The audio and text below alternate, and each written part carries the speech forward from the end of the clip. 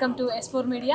ఈరోజు మనతో పాటు ఉన్నారు రఘురామకృష్ణరాజు గారు. మనకి RRR అంటేనే మనకు బాగా తెలుసు.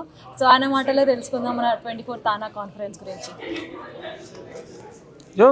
చాలా సంతోషంగా ఉంది. గతంలో కూడా 3-4 సార్లు నేను తానా ఉత్సవాలకి వచ్చాను.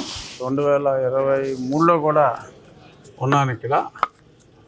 ఎంతోమంది స్నేహితులు వాళ్ళందరూ కూడా ఎక్కువ మంది తెలిసిన వాళ్ళందరూ మొన్న ఆంధ్రప్రదేశ్లో సంవత్సరం క్రితం జరిగిన ఎన్నికల్లో కూడా చురుకైన పాత్ర పోషించడం జరిగింది.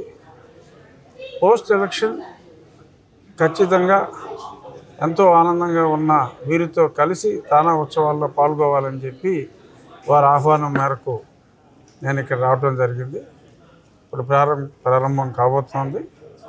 So I'm extremely happy to be a part of this great event.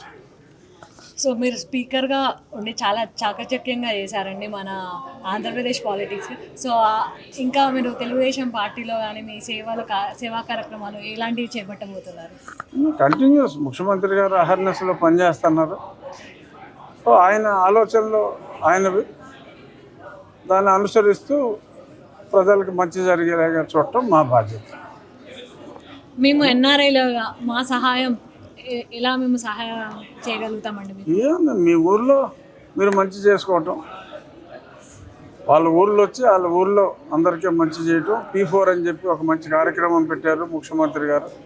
చేతనైనంత మందికి సహాయం చేసి పేదరికం నుంచి ప్రజల్ని బయటపడేట్టు ఒక ఇంపార్టెంట్ మోటోగా పెట్టుకున్నారు. దానికి ఎన్ఆర్ఐలు వాళ్ళ వంతు సహాయం ఇక్కడ కష్టపడాలి, అక్కడ కూడా గుర్తుండిపోయేలా చేయాలి. Thank you.